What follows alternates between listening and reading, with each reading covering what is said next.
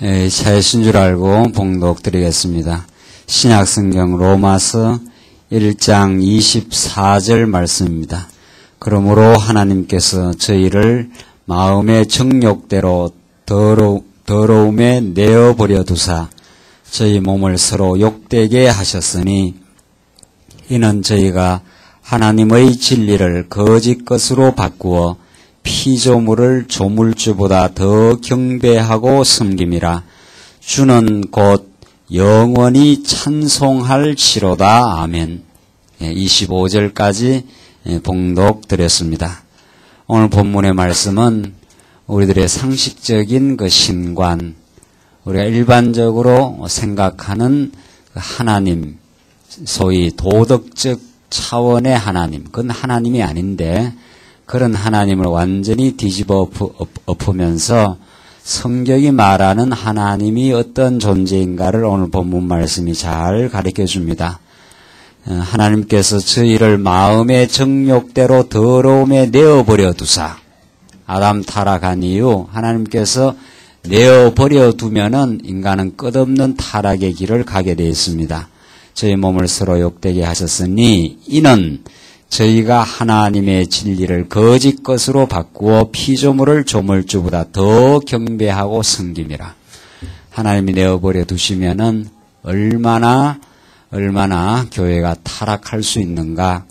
하나님이 붙들어 주실 때라야 하나님의 교회는 하나님의 진리를 깨닫고 하나님의 영광을 발견케 됩니다. 하나님은 어두움도 지배하시고 밝음도 지배하시면서 하나님의 자기 영광을 드러내신다고 하는 놀라운 말씀이 로마서에 나타난 말씀입니다. 이제 오늘은 우리 지난 이제 2시간에 걸쳐서 이제 시간수로 따지면 이제 물론 4시간입니다만은 이제 오늘 세 번째 특강인 중세교회사 오늘 이제 종교개혁사까지를 우리가 공부하시면서 하나님이 이미 이 땅 위의 교회를 창세 전에 하나님이 모든 교회를 이미 하나님은 작정하시고 예정을 해놓으셨다. 다 하나님의 영원한 교회가 영원 안에 있습니다. 그 영원한 하나님의 교회를 이 땅 위에 보여주시면서 교회의 모든 성도들의 삶을 주관하고 하나님의 은혜를 우리들 하여금 깨닫게 하기 위하여 우리를 교회의 백성이 되게 할 뿐 아니라 오늘도 여러분과 제가 이 자리에 앉아서 진리의 말씀을 통해서 하나님이 교회를 사랑하시고 우리를 붙들어주는 것이라는 것을 교회의 삶을 통해서 발견케 하고 그 영광을 하나님께 돌리게 하신다 하는 것이, 그것을 우리가 더 깊이 깨닫게 하기 위해서 하나님이 이번 기간, 특강 기간 통해서 이제 교회사 공부를 이제 하게 하신 겁니다. 그러니까 이미 우리는 앞 두 시간의 강의를, 두 타임의 강의를 통해서 하나님의 교회의 그 기원과 출발점이 도무지 이거는 인간이 계획하거나 인간이 애써서 되는 일이 아니라는 그것을 강조해야 참 교회사의 그 뿌리와 기원을 우리는 이해할 수 있다 하는 것을 정리했습니다. 그러면서 이제 구약교회를 간략하게 우리가 살폈고 신약의 교회를 우리가 설명함에 있어서 신약교회를 하나님께서 태동시키기 위해서 하나님은 오래전부터 이미 하나님이 준비하고 치밀하게 하나님이 모든 것을 배경을 섭리해 오신 하나님이시다 하는 것을 신약교회의 배경 섭리를 통해서 확인했습니다.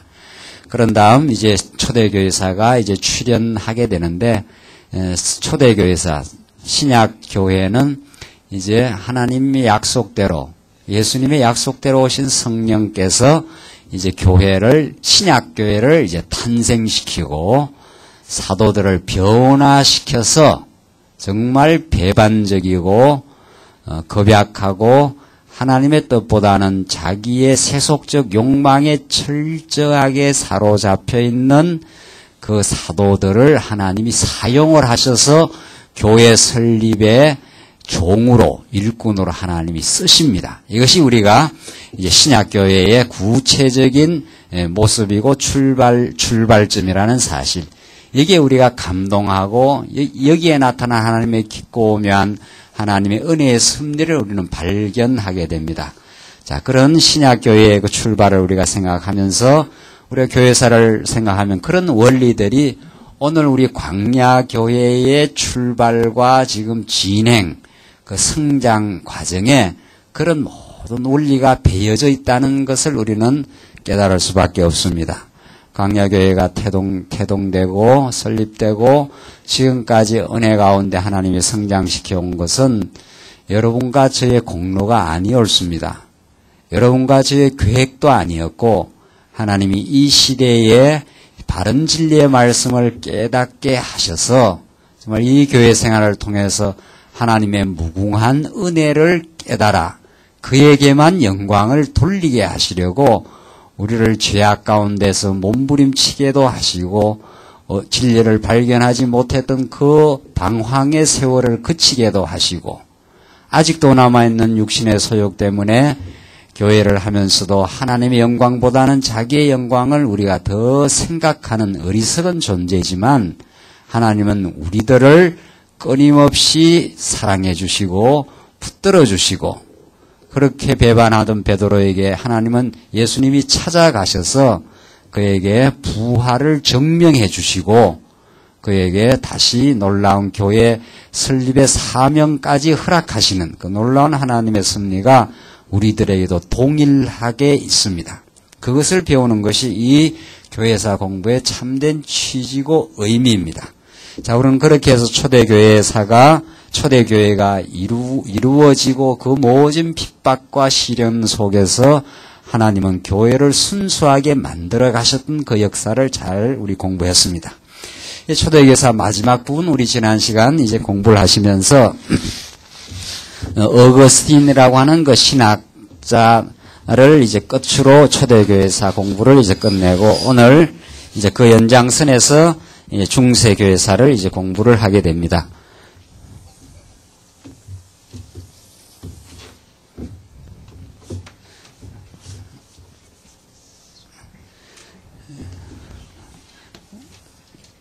(1세기) 때 신약 성경이 완료되고 물론 그 이전 이제 성령이 오셔서 사도들로 하여금 신약 성경을 기록하게 하는 것, 이게 이제 사도를 하나님께 부르신 이유입니다.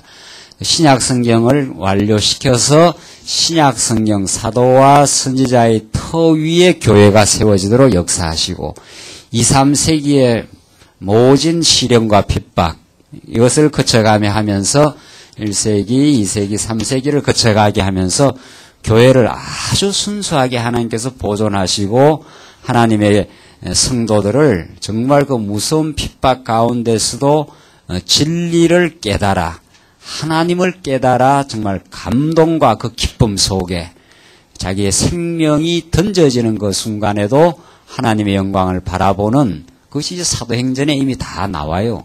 스데반이 그랬고 야고보가 그랬고 사도 바울이 그런 삶을 살아가도록 역사하셔서 교회를 하나님께서 계속 진행케 하십니다. 이제 4세기, 5세기 이게 이제 꺾어지는 이제 지점입니다. 여기 꺾어지는 지점.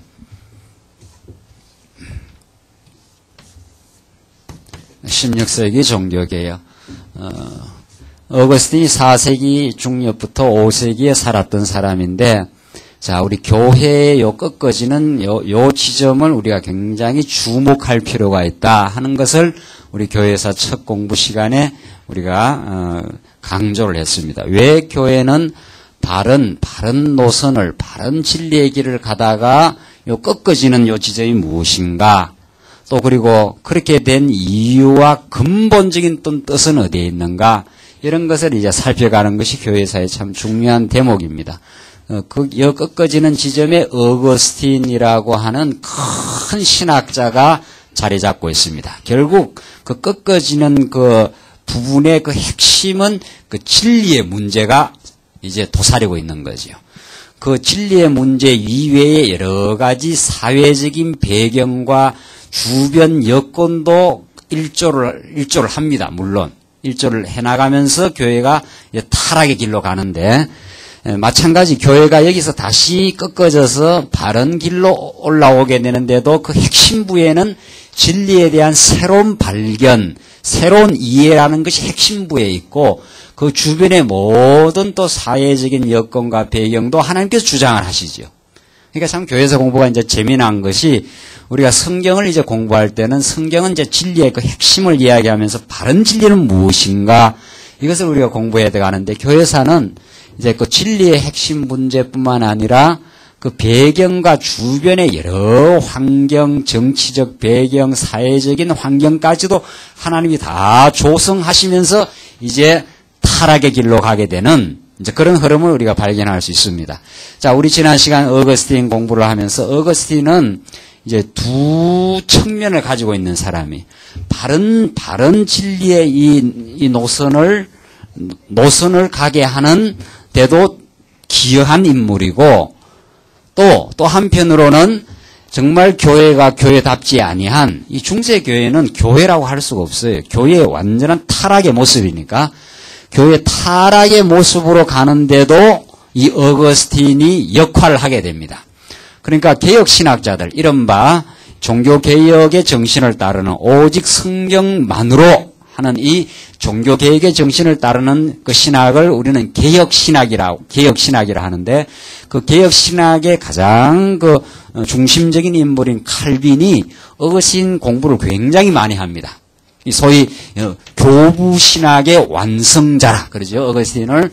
그러니까 이게 이제 사도 시대고 그다음 속사도 시대가 2세기, 3세기를 거쳐가고 3세기를 지나가면서 교부신학이라 합니다. 그 교회의 아버지라 하니까 약간 벌써 타락의 징조가 나타나지 않아요? 교회의 참 주관자는 그리스도뿐인데 3세기부터 어거스틴 전부터 그런 징조가 나타나기 시작해요. 그러니까 타락이 될 때 하루아침에 되는 게 아니에요. 약간 빗나가면서부터 시간이 약간 흘러가면서 점점 이제 타락의 길로 가게 되는데 요 교부라는 데 주목을 하십시오. 여기까지는 아주 건전한 시대예요. 사도 혹은 속사도, 사도의 제자들 폴리갑이라든가 이레니우스라든가 이런 사람들까지만 해도 굉장히 성경에 충실한 사람들인데 교부 시대에 오면은 성경 그 자체보다도 교회에다가 힘을 주기 시작하고 교회 자체의 어떤 그 영광을 이제 도모하기 시작하는 그 교부신학이에요. 교회의 아버지 이런 뜻이니까. 그 교부신학의 완성자가 어거스틴이고 어거스틴은 어떤 면에서 중요한 그 바른 신학을 말했는가 하면 하나님의 주권, 하나님의 절대적인 예정 이걸 굉장히 강조하고 인간의 타락 이걸 많이 강조한 사람이. 그런데 한편으로는 어거스틴이 결정적인 실수가 인간의 그 자유 의지를 강조를 하고 보이는 교회를 너무 중요시합니다. 보이는 교회를. 이때 교회라는 것은 이제 제도적인 의미의 교회 그 자체를 굉장히 강조하고 성례를 또 중시를 해요. 이러면서부터 이제 카톨릭의 씨앗이 잉태가 되고 점점 거기서 빗나가기 시작하면서 마지막 12, 13세기 캄캄한 중세의 어둠을 갈 때는 하나님보다도 이제 보이는 교회. 그때 교회는 참 교회는 아니에요, 이미. 신령한 교회를 우리는 참교회라 그러고 신령한 우리의 속사람의 교회가 자란 만큼 아름다운 제도교회는 따라 나와요. 그러니까 우리 언제나 염려할 것은 우리가 생각하고 중시하는 것은 우리의 보이지 아니하는 그 속사람의 성장, 하나님의 진리를 깨달아서 즐거워하고 감사하고 하는 그 속사람의 참 신령한 교회가 자라기를 바라면은 그것이 자란 만큼 교회는 자연스러운 아름다운 제도가 생기고 사랑의 제도가 생겨나요. 그 제도교회를 우리는 결코 무시할 수도 없고 무시해서도 안 되고 또 바른 제도교회는 바른 속사람에서 잘 따라 나오게 되어 있습니다. 그 중세 종교개혁사도 그래요. 그러니까 종교개혁사도 진리의 혁명이, 진리의 개혁일 뿐만 아니라 제도의 개혁도 하거든요. 진리가 개혁되면 아름다운 제도가 빠져나오게 돼 있어요. 그러나 여기서 문제는 성례 자체를 아주 강조를 합니다. 성례를 강조하니까 당연히 사제가 강조가 되고 어거스틴을 지나면서 6세기에 드디어 교황 제도가 탄생을 합니다. 그러니까 교부에서 교황으로 전진해요. 교황. 자, 그러니까 제가 이미 교부라는 말을 굉장히 위험시한다는 거 우리가 했지 않습니까? 교부라는 게 교회의 아버지 이런 뜻이니까 그게 우리 성경적으로 합당하지 않아요. 어떻게 교회의 아버지가 있을 수 있느냐는 거예요. 교회는 유일하신 주관자 예수 그리스도 한 분밖에 없는데 키프리안 교부 같은 사람들, 어거스틴 이전에 키프리안 교부 같은 사람들이 교회 없이는 구원이 없다 이렇게 나가요. 그걸 어거스틴이 그대로 수용을 합니다. 우리는 그게 아니죠. 교회 없이 구원 없는 게 아니에요. 하나님만이 구원을 주시고 구원받은 백성은 교회 멤버가 되는 거죠. 근데 거기에 살짝 말이 바뀌면서 교회에 들어오지 않으면 구원이 없다. 이렇게 하면 말이 맞는 것 같지 않아요? 그때 교회라는 건 이제 보이는 제도 교회예요. 그러니까 가톨릭 교회, 이 교회에 들어와서 세례를 받아야 구원이 있다. 이렇게 되는 거예요. 그걸 그냥 수용을 하기 시작해요. 그러니까 하나님보다도 이제 하나님의 권위가 교회에다 이양되는 그 타락의 시점입니다. 자, 어거스틴이 그래서 정말 예정론을 강조한다는 건 하나님의 절대적인 은혜를 강조하는 거 아닙니까? 하나님이 여러분과 우리 모든 택한 백성들의 행위 이전에 이미 창세전에 우리를 예정해서 하나님 우리를 사랑하셨다. 이 말이니까. 이 말대로 그대로 강조를 해버렸으면 되는데, 그런 은혜가 교회를 통해서 분배가 된다. 이렇게 합니다. 어거스틴이.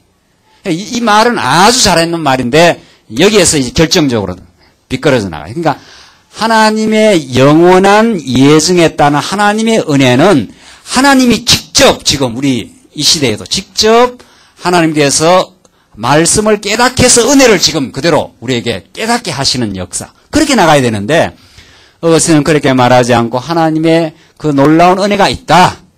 그것이 어떻게 전달이 되고 배분이 되는가 하면은 배분론을 말해요. 이것이 교회에다가 일단 위임이 된다고 봐요. 그럼 교회 지도자가 그 은혜를 나누어 준다고 보는 거예요. 그게 얼핏 보면 맞는 말 같잖아요. 왜냐하면 교회에서 지도자 앞에서 이렇게 말씀도 증거하고 이제 성례를 집행을 해요. 그럼 말씀보다 이제 성례가 더 강조되는데 이제 미사를 한다는 거죠. 자, 그러면서 하나님의 그 은혜는 교회 지도자를 통해서 미사의 방식을 통해서 그 가톨릭에서 주는 그 동그란 게 있어요. 그걸 이제 입에다 먹여줘요. 그게 이제 아직도 남아있는 거예요. 우리 개신교회도. 이제 종교에 가서 그 거론하겠습니다. 그 행습이, 그 잘못된 악습이 지금 개신교에서 완전히 그걸 탈피를 못했어요.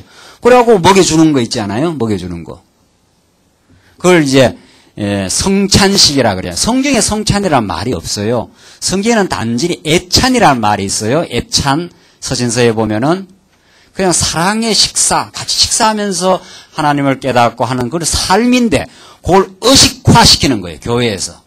그렇게 하면 이제 그 의식을 집정하는 사람에게 굉장한 권위가 부여가 되는 거죠. 굉장한. 그래서 제가 그거 지금 우리 개신교에서 하지만, 그냥 그걸 정말 우리는 완전히 새로운 각도로 이제 들어 하기도 하지만, 그 별로 제가 하고 싶지를 않아요, 그거 따지고 보면은.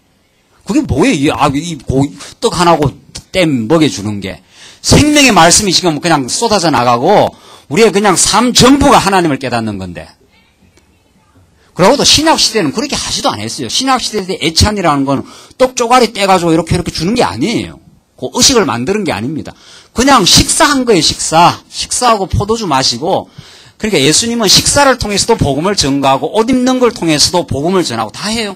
옷이라는 게 의의 옷을 입어야 되지 않느냐. 그러니까 우리의 모든 생활을 통해서 복음을 전가하는 한 계기로 사용한 거지, 그걸 무슨 교회의 특별한 의식으로 부각시킨 것이 여기에 성례입니다. 성경에 성례란 말이 없어요. 전혀 없어요.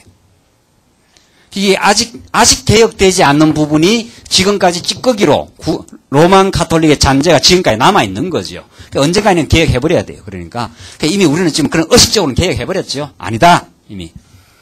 그냥 그걸 이제 싹 너무 이제 안 하면은 자꾸 오해도 들어있고 아니도 돼요. 아무 상관없는 거예요. 그러니까 안 해야 돼요. 원래 원칙상. 그러나 지금 이제 개혁 과정 중에 있기 때문에 말씀 운동도 그냥 이제 이런 것이 아닙니다 하면서 가르치는 교육적으로 하는 거죠. 이렇게 하는 게 아닙니다라고 하는 거예요. 무슨 말인지 아시겠습니까? 그걸 해야 되기 때문에 하는 게 아니고 이렇게 하는 게 아닙니다라고 이제 한 번씩 하는 거죠. 그래서 어거스틴의 이 두 모순된 가르침, 이 모순이거든요. 하나님의 예정과 은혜는 그대로 하나님이 주권적으로 지금 모든 성도에게 베풀어요. 단지 하나님 은혜를 좀 먼저 깨닫게 한 가르치는 사람이 있죠. 그 사람도 그 사람이 배분하는 게 아닙니다. 여긴 배분론이니까 배분한다고 봐요. 배분하는 게 아니고 하나님이 직접 지금 하나님의 종도를 사용해서 하나님이 배분하시는 거죠. 같은 이야기가 아니에요. 전혀 다른 이야기예요. 그러니까 전혀 다른 이야기가 정말 되어지는데 어거스틴의 이러한 진리의 요 변질 지점입니다. 요 변질 지점. 이걸 얼마나 우리가 중시해야 되는지 몰라. 그러니까 약간 삐뚤어지는데 여기서는 조금 삐뚤어졌지 않았어요? 끝없이 가버려요. 끝없이. 그러니까 요 지점을 정확하게 잡아내야 되죠.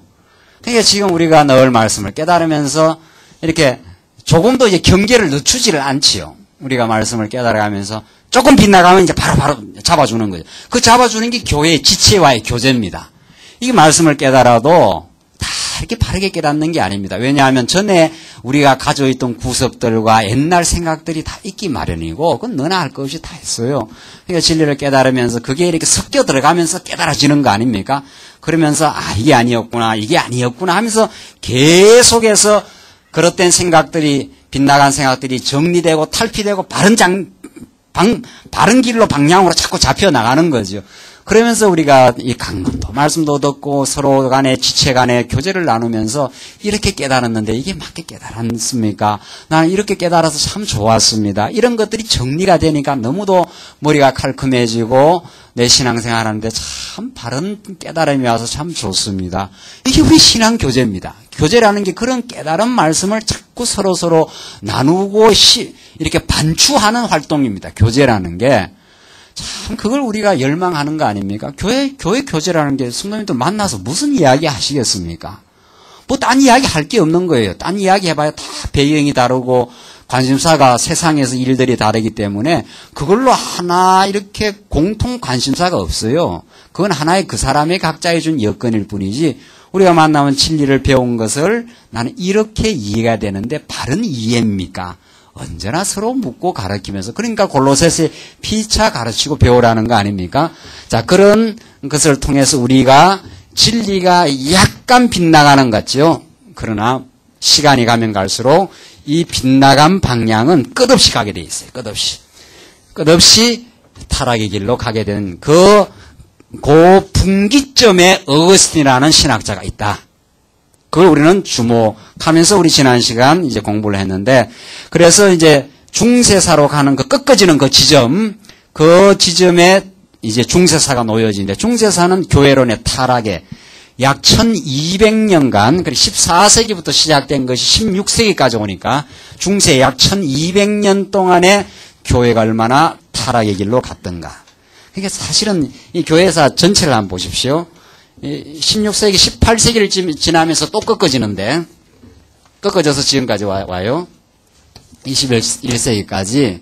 그러니까 바르게 교회가 된 거는 사실은 기간으로 보면 더 짧은 거예요, 사실은. 이 얼마나 기나긴 세월, 참 교회를 통해서 하나님의 영광이 드러나지 않는 기간이 얼마나 긴다는 것을 우리가 참 생각하면서 오늘 우리들에게 바른 진리의 말씀을 깨닫게 해서 바른 하나님을 발견케 하고 정말 진정한 바른 교회 생활을 하게 할 수 있다는 것은 너무도 큰 복이지요. 자, 그래서 중세교회사 첫 번째 이제 어거스틴을 염두에 두면서 이 타락의 요인과 그 징후들을 보십시다. 첫 번째 타락의 요인과 징후들. 왜 교회가 어떻게 빗나가고 타락하게 되는가? 그 첫 페이지에 나오지 않습니까? 우선 그 타락의 요인 가운데 첫 번째, 말씀보다 교회 의식이 이제 중심이 됩니다. 말씀보다. 교회는 오직 그냥 말씀 중심이에요. 이때 말씀이라는 것은 목사가 전하는 그 음성으로 해서의 말씀이 아니고 로고스된 영원한 로고스가 지금 실현되고 있는 그런 이 진리 그 자체, 그 생명의 능력 그 자체의 말씀, 그 말씀이 이제 강조가 돼야 되는데 그 말씀에 대한 가르침이나 배움이나 그거에 대한 풍요한 느낌과 의식, 그거보다는 이 중세교회사의 그 타락은 우리 지난 시간 313년, 그 4세기입니다. 4세기 초엽 밀라노 칙령이라고 해서 콘스탄틴 대제가 교회를 공인해줬다고 했지 않습니까? 교회를 공인해주니까 카타콤 속에 들어있던 지하 교회 속에 들어있던 교회, 그 핍박 속에서 순수했던 교회가 이제 핍박이 없어지면서 지상으로 올라와 버렸어요.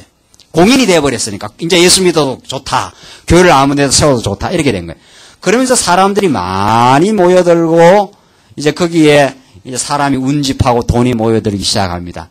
뭐 그렇게 됐다 하더라도 진리 자체를 계속 가르치고 배우면 되는데 이 시대의 진리라는 것이 참 그 지엽적이었어요. 지난 시간 말씀드리지 않았어요? 성경 66권이 이렇게 완성되지 않았던 때입니다. 이렇게 한 권으로 묶어지지 않았어요. 성경 66권은 두루마리로 여기저기 다 하나님께서 기록하게 했지만 그걸 한 권으로 묶어서 전체적으로 진리를 구조화시켜가지고 체계적으로 전달이 되던 시대가 아니에요.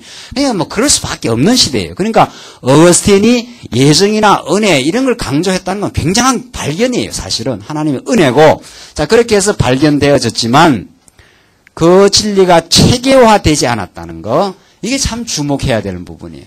부분적인 성경을 보고 가르치는 거로서는 교회를 바른 방향으로 쭉 끌어줄 수가 없는 거예요. 그러니까 어거스틴이 이걸 좀 강조하다가도 예정과 은혜를 강조하다가도 뭔가 성도들을 이렇게 한 곳으로 모아야 되겠는데 집중을 시켜야 되지 않아요. 사람들이 점점 많아지면 그 많은 사람들을 하나로 묶어서 이제 바른 방향으로 인도를 해줘야 되는데 이게 은혜나 예정을 성경에 나타나는 부분적으로 가르치니까 우리는 지금 은혜와 예정을 부분적으로 가르치는 게 아닙니다.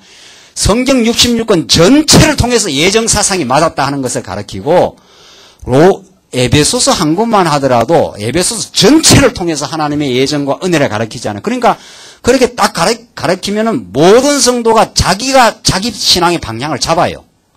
지도자가 자꾸 이렇게 끌어주는 게 아닙니다. 지도자는 성경을 바르게만 딱 가르쳐주면은 성도들이 이 방향이다 해서 자기가 자기 양식을 깨달아가면서 자기 신앙을 자기가 유지를 합니다. 벌써. 그렇게 하지 않아요. 우리 교회도. 우리 말씀운동도 성경의 진리만을 체계적으로 딱 가르치면은 누구라도 자기가 이렇게 힘이 솟아요. 벌써.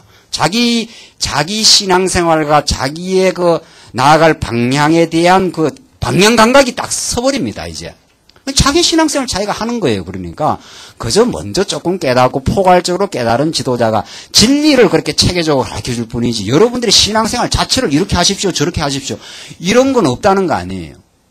진리가 우리 모두를 끌어가고 있으니까. 그러나 이건 아주 단편적으로 이런 걸 깨달았기 때문에 막 밀려 들어오는 사람들을 걷어잡을 길이 없어요. 그걸 걷어잡는 거 제일 좋은 게 보이는 걸 딱 보여주는 거예요. 보이는 거. 예수님이 성만찬을 기념하라 했지 않았는가? 그걸 이제 딱 끄집어오는 거예요. 예수님이 그것만 이 성례에 나오는 성만찬만 기념하라고 했지 않습니다. 향유를 부은 여인 있지 않아요? 그 여인도 내가 오고 오는 세대까지 계속해서 기념하라는 게 한두 개가 아니에요. 그런데 그것만 딱 불거지게 빼내가지고 교회에서 지도자가 사제가 그걸 하기 시작했어요. 그게 이제 온 성도들을 그 의식을 통해서 보이는 의식을 통해서 집중을 시키잖아요. 그게 얼마나 그게 사람들을 그 집중시키고 지도자의 그 의식 집전 속에 굴복시키는데 좋은지 몰라요. 제가 로만 카톨릭 지방에 있을 때 일부러 이제 그 카톨릭 교회를 가봤어요. 물론 TV에서도 잠깐 나오지만 제가 이 말씀을 처음 깨닫고는 그렇구나 처음 깨닫고 나니까 너무 달라요. 참 정말 이 말씀 중심의 신앙이라는 게 너무도 옳구나. 이 로만 카톨릭이 얼마나 참 빗나간 교회구나 하는 것을 발견하게 되고 제가 호기심이 많으니까 직접 하는 걸 직접 내가 가봐야 되겠다. 이래서 내가 시간을 일부러 내어서 주일날 그 대구에 있는 계산성당이라고 큰 성당에 가봤어요. 그렇게 하더라고요. 다 사람들 쭉 돌아가면서 이거 이제 그 하나씩 먹이는 거, 이거 떡이라고 해서 먹는데 사람들 쭉 서서 빙글빙글 돌아가면서 한 사람 지금 신부 앞에 가서 턱 받아 먹더라고. 신부가 떡 해가지고 또 이제 여기다가 이제 예수님 이게 몸이라는 거예요. 거기다 이제 절을 또 한 판 하고 입을 벌리고 바보처럼 입을 딱 벌리고 했으면 거기다가 하나 딱 집어 완전히 거기다 이제 굴종을 시켜버리는 거예요. 그 의식에다가. 그렇게 하면 막 꼼짝 못해요. 그러니까 로만 가톨릭처럼 교회의 질서가 잘 잡힌 교회가 없어요. 그때 질서는 죽은 질서. 자유로움 속에 생명에 살아있는 질서가 아니에요. 무덤과 같은 질서예요. 무덤에는 아무 소리가 없는 질서가 있지 않아요. 그 죽은 질서입니다. 죽은 질서. 생명이 살아있는 게 아니에요. 그게 자유와 풍요가 있는 게 아니라 그 완전히 성례를 집전하는 인간 지도자에게 완전히 딱 형성을 시켜요. 그게 첫 번째 타락의 징조입니다. 타락의 요인입니다. 그러니까 이게 얼마나 무서운 일인가 하는 거죠.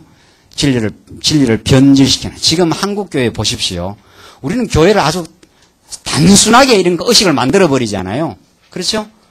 그러면 칠판 갖다 놓고 이건 성경 진리를 가르쳐야 되니까 교회를 단순하게 해버려야 되는데 교회가 점점 가톨릭화돼 구교화돼. 이게 뭐 신당방 비슷하게 돼가는 거죠. 성도들은 이 자리에 올라오기도 두렵고 십자가가 딱 걸려 있죠. 뒤에는 막 불빛이 비추지요. 어떤 데는 부활절날 뭐 촛대도 갖다 놓지요.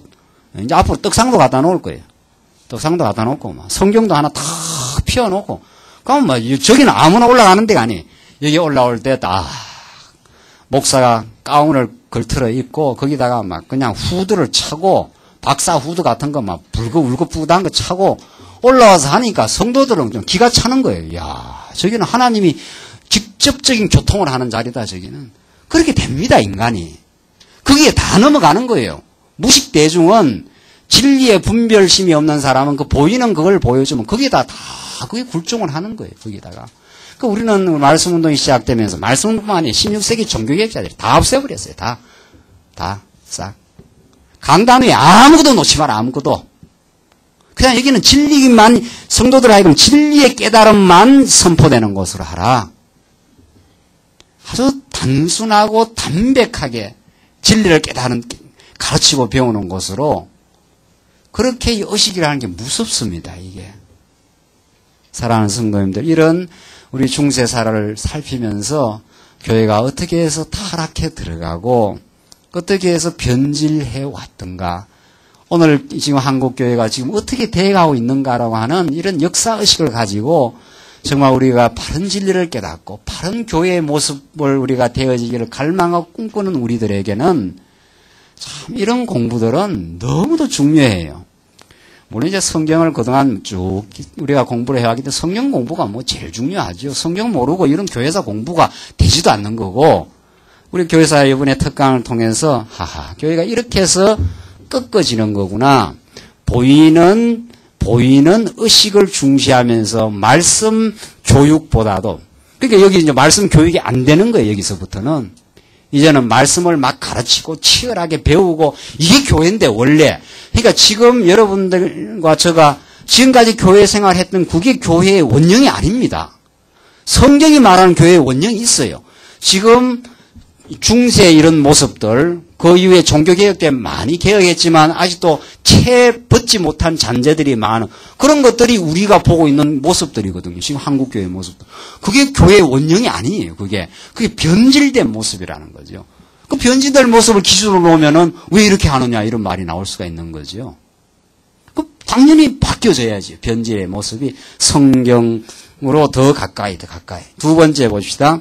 자, 그렇게 되니까 말씀보다도 의식이 중시되면 따라 나오는 게 뭡니까, 이제? 두 번째 그 타락의 요인이 뭐냐 말이에요. 당연히 말씀을 통해서는 뭐가 증거가 되느냐 말이죠.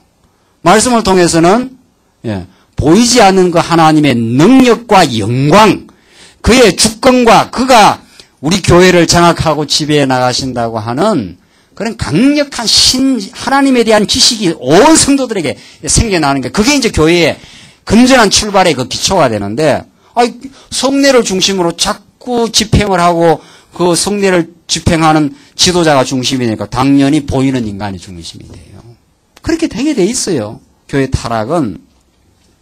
그래서 4세기, 5세기를 지나면서 어거스틴이 중세 교회의 사상적 기초를 놔줍니다. 보이는 교회를 중시해버려요. 보이는 성례를 중시해버리고 그 자체를. 그러니까 당연히 거기에서 교황이라고 하는 이 절대 권력, 이 타락된 권력이 하루아침에 생겨나지 않아요. 처음에 약간 교부라는 말에서 약간 빗나갑니다. 약간 빗나가요. 처음에는. 그러다가 조금 시간이 가면은 교황이라는 게 탄생. 세상에 교황이라는 게 어디 있습니까? 성경에. 그러니까 사실은 성경을 조금이라도 아는 사람이랑 교황이라는 말을 들으면 까무러쳐야 되거든요. 소스라쳐야 돼버려요. 이게 말이 되는 소리냐? 교회에 왕도 아니에요. 왕보다도 이 백자가 하나 더 붙어 있지 않아요. 왕보다도 더 높아. 이게 황제라는 말은. 그 메시아를 우리는 교회 왕 중에 왕이라도 메시아보다 더 높은 황제인 거예요. 황제. 인간이. 이런 말을 들어도 그냥 무감각한 거죠. 이 말씀을 깨닫지면, 교회 황제가, 교황이 가톨릭은 교회를 이끌어가는 개신교 큰 집이나 되는가 보다. 그런 정확한 진리 분별 의식이 없는 거죠. 개신교는 거기서 좀 떨어져 나와가지고 어떻게 그냥 그렇게 교회가 되는가 보다. 이 정도지. 교황이라는 말을 들으면 깜짝 놀라야 되거든요. 이게 있을 수 있는 말이냐? 이게 성경에 있는 말이냐 말이지. 성경에 도대체. 이런 교황에 의해서 이끌어져 나가는 교회라는 것이 이 성경이 말하는 교회냐 말이지.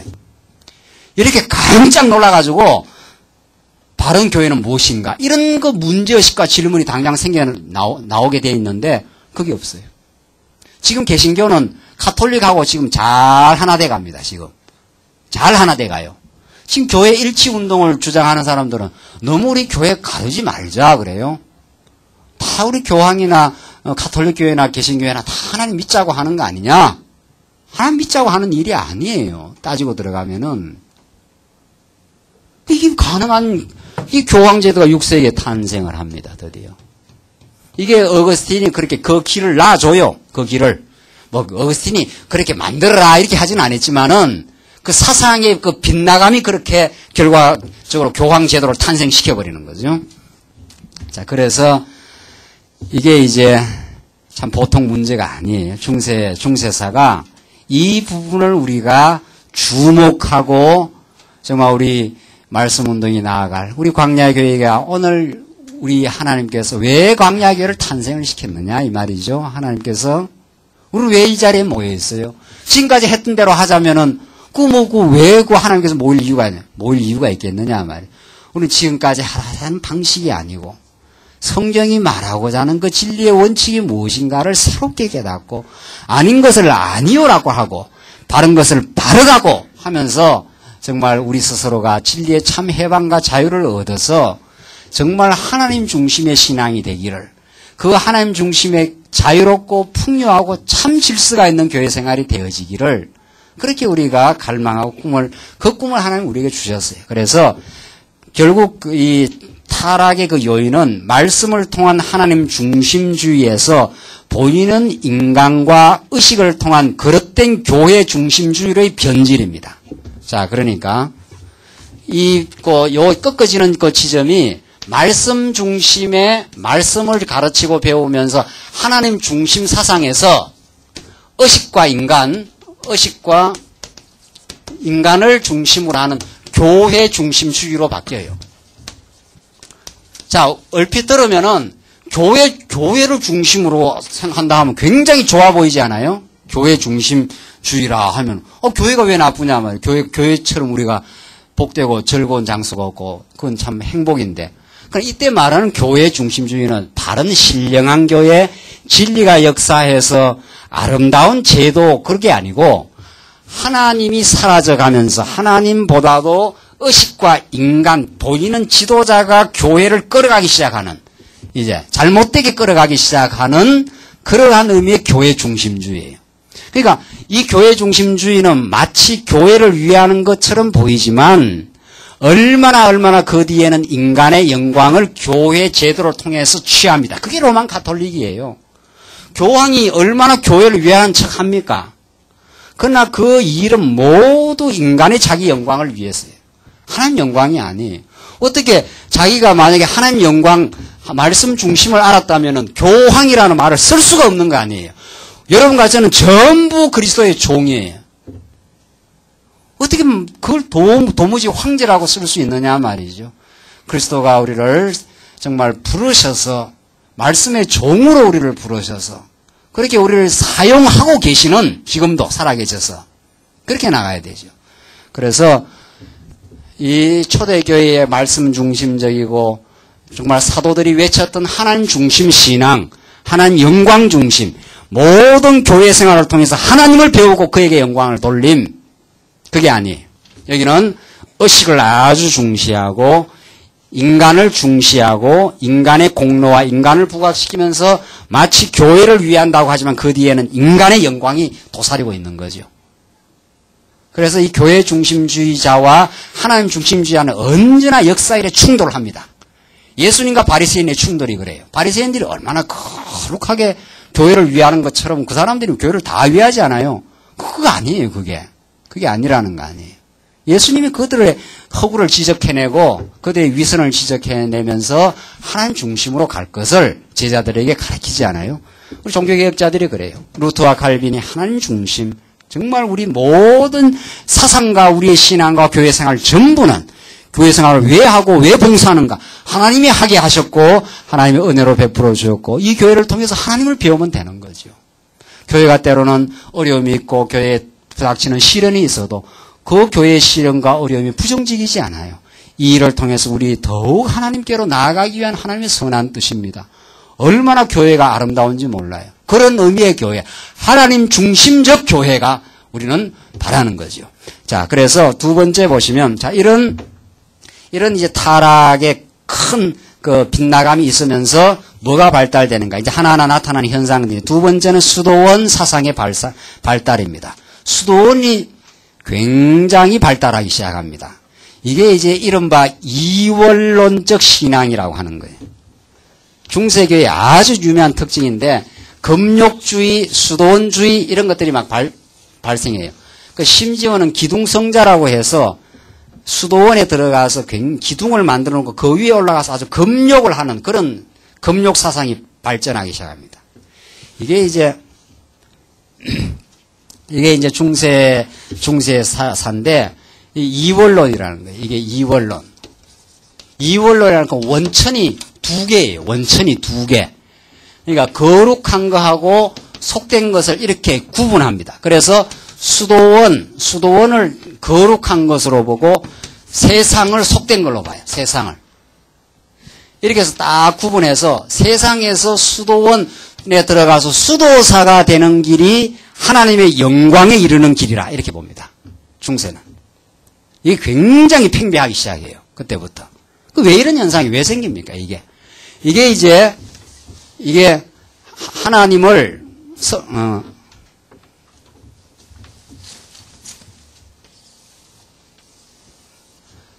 하나님 중심의 모든 세상 만사를 설명하고 죄악까지도 하나님이 다 주관하시면서 자기 은혜를 드러내신다고 하는 철두철미한 이론론적 신학이 정립되지 않으면은 이럴 수밖에 없는 거예요. 이 이원론 신앙은 지금 한국교회에 뿌리 깊이 내려져 있어요.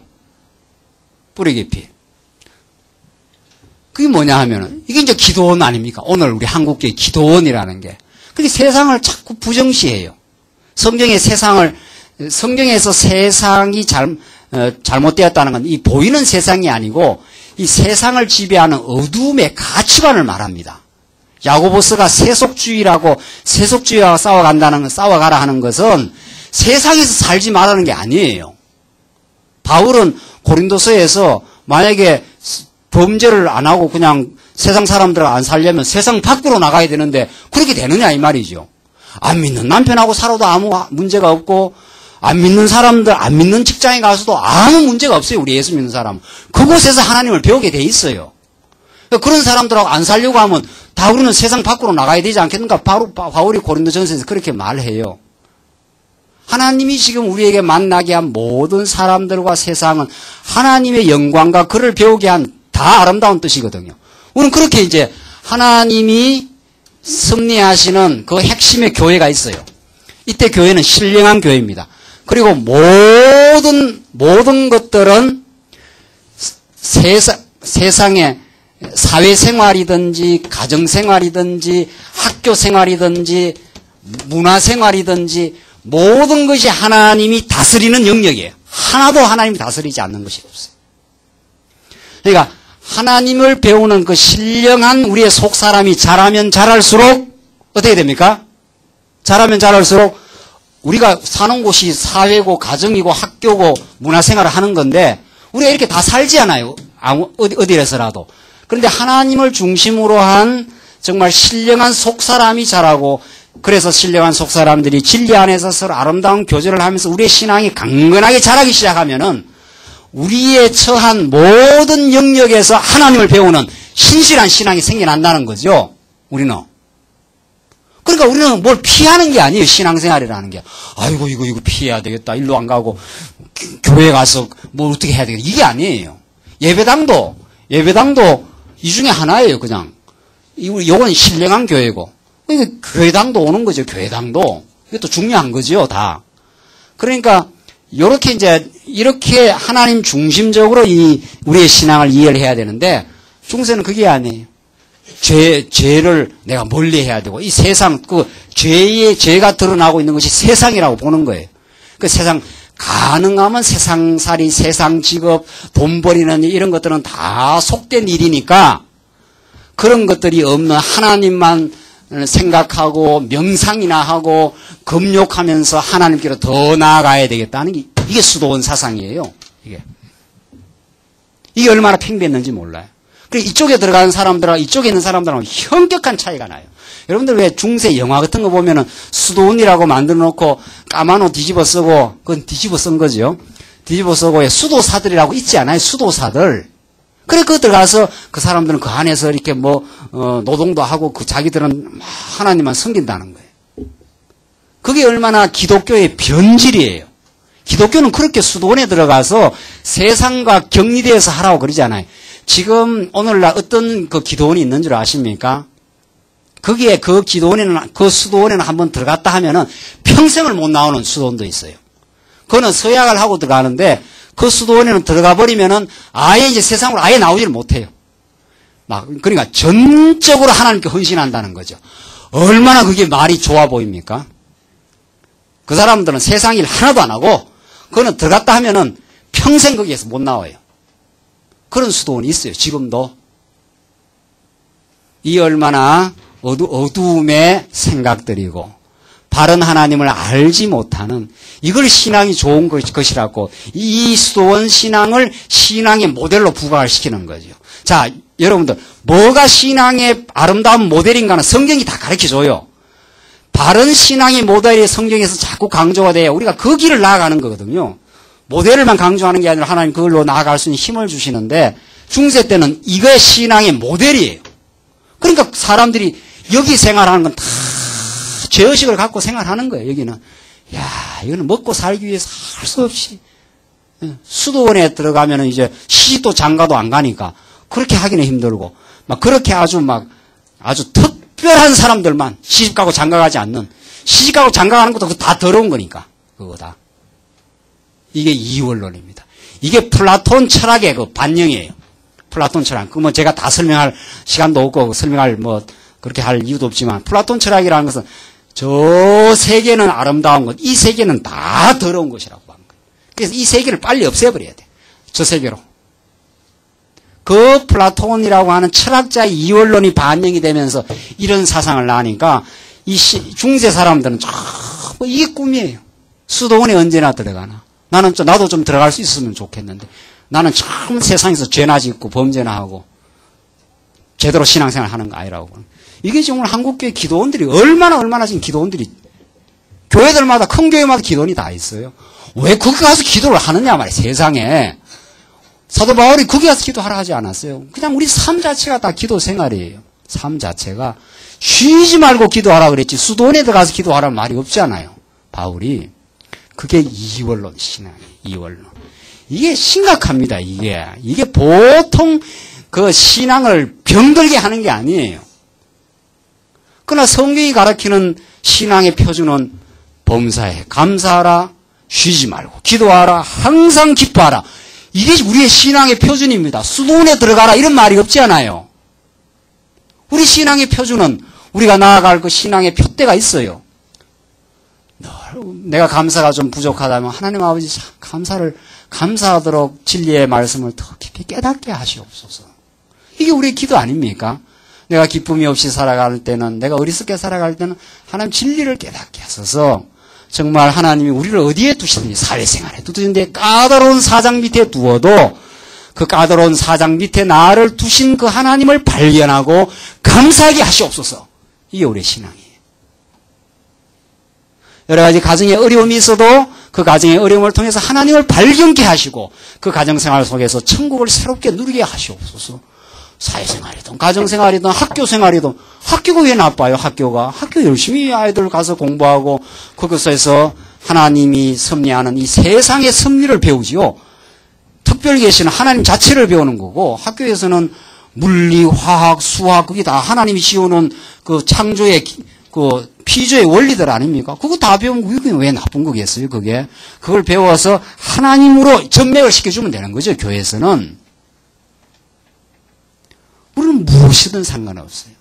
그렇게 우리는 전 영역의 생활을 통해서 건전한 신앙생활을 해나가는 거죠. 그러니까 이렇게 건전한 신앙생활을 하지 못했을 때는 반드시 수도원 혹은 보이는 교회에 와서 여기서 인간의 영광을 취하게 돼 있어요. 틀림없이 그렇게 돼 있는 거예요. 여기서 안 되는 일들을 여기서 이제 갈구하는 거죠. 우리 신앙은 그게 아니에요. 하나님으로 우리는 만족을 해버려요. 진리를 깨달으면 우리 신령한 교회 성도들은 하나님으로 최고의 만족이 이루어지고 사회나 교회나 교회당이나 가정이나 학교나 문화에서 뭐를 취하는 게 아닙니다. 거기서 하나님을 배워가는 거죠. 이미 하나님으로 얻어진 행복과 기쁨을 가지고 어디에 가서도 연단을 주든지 어디에 가서도 거기서 하나님을 의지하고 배워가면서 하나님을 더욱 배워가는 것이지. 그런데 교회 이원론주의자들은 세상에서는 전부 죄악이니까 여기서는 의미를 못 가진 거 아니에요. 그러니까. 그렇죠? 돈 버리는 일이나 가정생활하는 게 이런 건 다 부정적이고 나쁜 거라 그러니까. 거기서는 의미를 못 가졌으니까 어디서 의미를 취해야 됩니까? 어디서? 수도원에 와서 혹은 교회당에 와서 의미를 취해야 되는 거예요. 막 그냥. 그래서 이 교회 중심주의자들의 그 권력 투쟁이 보통이 아니에요. 중세교회가 그래서 권력 투쟁이 일어나는 거예요. 우리 한국교회 보십시오. 한국교회도 이 이원론 신앙 때문에 총회만 가면 싸우고 난리예요. 총회만 가면은. 마이크 서로 지려고 난리예요. 난리. 왜? 그 사람들은 이 예배당에 와서 노회와 총회에 와서 세상에서 누려보지 못하는 그 권력을 취하고 싶은 거예요. 권력의 맛을 보고 싶은 거예요. 그러니까. 그러면서 그게 하나님의 영광을 위한다는 거예요. 그게 중세사예요. 이게 중세사입니다. 이 거룩한에 속한다고 생각하는 교황과 여기 세상에 있는 황제가 서로 권력 투쟁을 하기 시작하는 거예요. 이게 거짓 교회입니다. 빗나간 교회의 모습이에요. 사랑하는 성도들, 이 부분을 우리가 정확하게 정리할 때 우리의 신앙이 얼마나 건전해지고 아름다워지고 바른 하나님을 바르게 진리, 그게 예배당이 교회당에 오는 건 바른 하나님을 배우기 위해서 와요. 얼마나 하나님이 위대하고 우리의 전 생활을 지금 주도하면서 하나님을 어디다도 우리를 인도하시면서 하나님 배워가게 하신다. 그런 하나님을 우리가 지금 배우지 않아요. 성경을 통해서. 배우면은 여기서 뻗어나가요. 여기서 움츠러 들어가고 이쪽으로 오는 게 아닙니다. 여기서 하나님을 잘 배우기 시작하면은 사회생활 하는 것도 그 고난의 생활, 사회생활인 게 다 죄와 번복해서 살 때가 얼마나 많습니까? 그 속에서 때로는 갈등도 있고 까다로운 사장 밑에서 어려움을 겪어도 그것이 하나님의 선한 뜻이다. 그 속에서 내가 하나님을 의지할 수 있고 그 속에서 복음을 깨달을 수 있고 그렇게 여기서 막 힘을 받아서 나가는 거죠. 여기서 힘을 받아서 가정으로 나가고 여기서 힘을 받아서 학교로 가고 여기서 힘을 받아서 문화생활을 해나가면서 어디 속에서도 하나님의 영광을 발견하는 신앙생활. 일원론적인 신앙생활이라는 게 여기서 나온다는 거 아닙니까? 왜 여기서 여기서 안 되는 걸 여기서 구하느냐 이 말이죠. 세상에. 이게야말로 잘못된 신앙생활 아니냐 말이에요. 그러니까 교회에서 시기가 분쟁이 많은 거예요. 교회당에서. 한국교회 보면은 전부 다 막 여기서 이제 막 갈구를 하니까 아니에요. 그게 아니에요. 우리 신앙생활은. 교회 와서는 그래서 진리 깨닫고 마음의 평화를 얻고 즐거워하는 곳이에요. 여기가. 그래서 진짜 신앙생활은 가정생활에서 사회생활에서 문화생활에서 학교생활에서 신앙생활을 하는 거죠. 물론 여기서도 하는 거고, 우리 교회에서 서로 위로해주고, 다 때로는 지치기도 하고, 사회생활 속에서 어려움도 다 세상에 겪지 않습니까? 그러니까 여기서 와서는 말씀으로, 새 힘을 공급받고, 서로 지치간에 서로 격려해주고, 서로 사랑하고, 그런 곳이에요, 여기가.